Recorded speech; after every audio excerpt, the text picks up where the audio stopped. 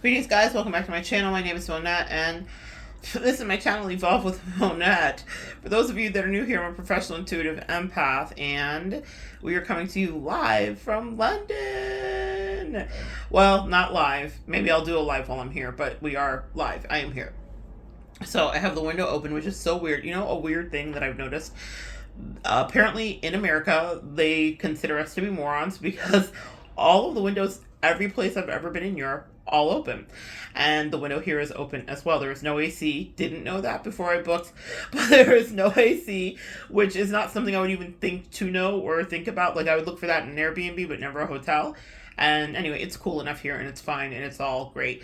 But the window was open because I wanted to ensure, because I stay hot, so I wanted to ensure that I had a crossway. So you might hear some of the sounds of the city in the background, okay, as I have been hearing all night.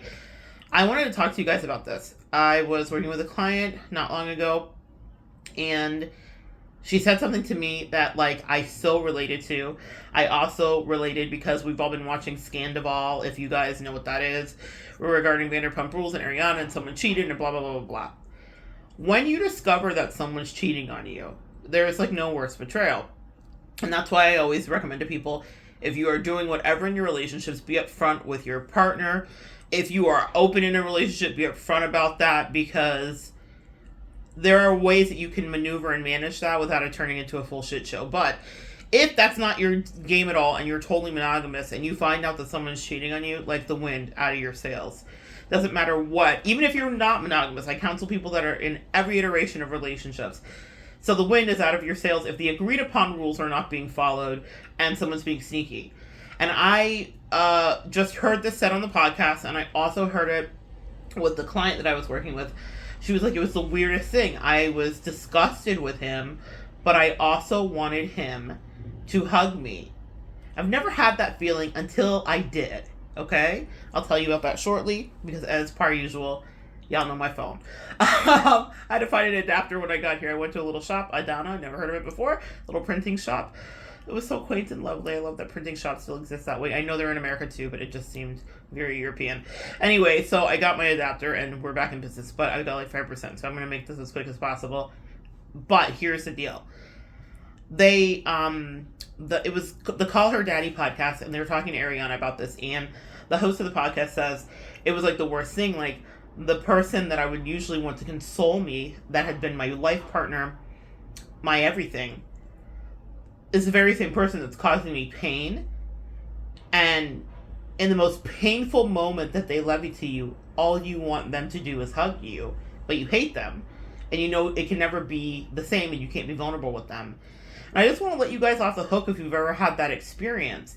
I pay attention to threes, and having heard that, I just so related, because I remember feeling the sting of betrayal from somebody, realizing I would never look at them the same, that they disgusted me, that I physically got ill when I started to see their masks slip, when we're dealing with narcissists, covert narcissists, whatever, right? I physically threw up, I was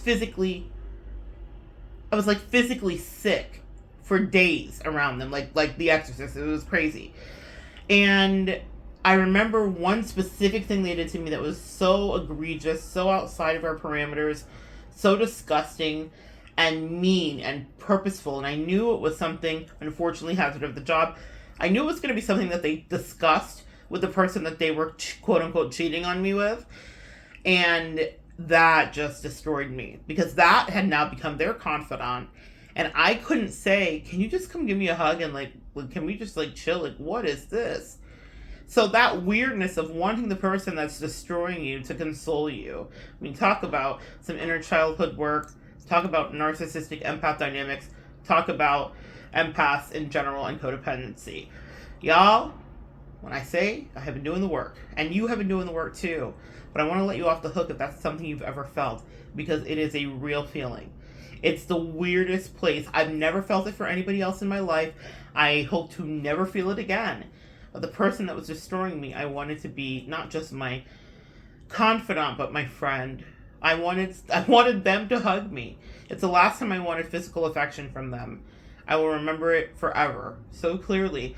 And I thought, what a freaky thing. The juxtaposition of disgust and please come hug me and lay with me and let's just be back to us. There is such a way that we'll want to be back to us when we're disarmed with infidelity. And you can't let that moment be, because listen, if you take that person back, they're just going to get smarter on the cheating on you. Or they're going to think you're stupid. Narcissists love to do that, like, you deserve this because you believed me anyway. Or you're going to put yourself through endless pain. I'm so hyper vigilant when I notice patterns with anybody because of that situation. But I don't allow my vulnerability to dictate my emotions or my leaning in or out of a connection if it's fizzling out and God has brought it to my attention that this person doesn't love me. That's no longer what they're about. But forgive yourself if you have that feeling. If you wanted the person that was causing you to be reeling to comfort you and to tell you it was okay. You spent so many years with that person. What else would you want them to say? What else could you expect from them? I mean, you didn't expect what you got from them.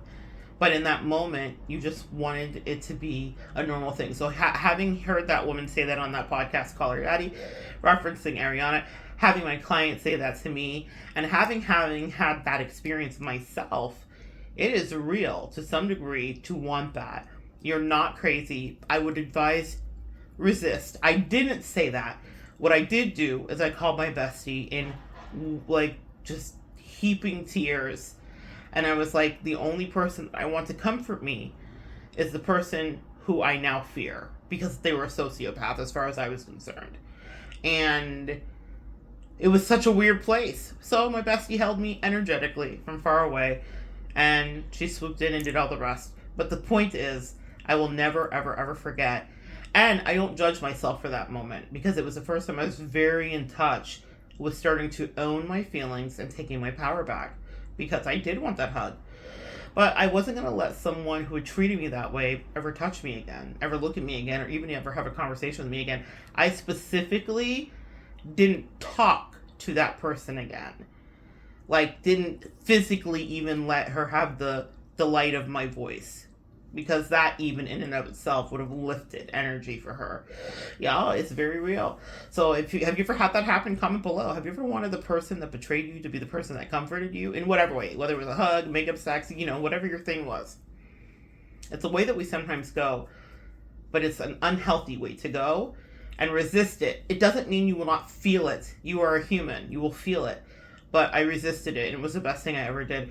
It started me down the course of really separating, really loving myself, and put me into a place where I can say to you, coming to you live today from London, because being attached to the wrong people will stifle your growth in every way. And in that relationship, excuse me guys, in that relationship, I was stifled. This was not something, I had dreamt this, but I couldn't facilitate it with them. There are some people you can't build with, and you don't realize until you're away from them.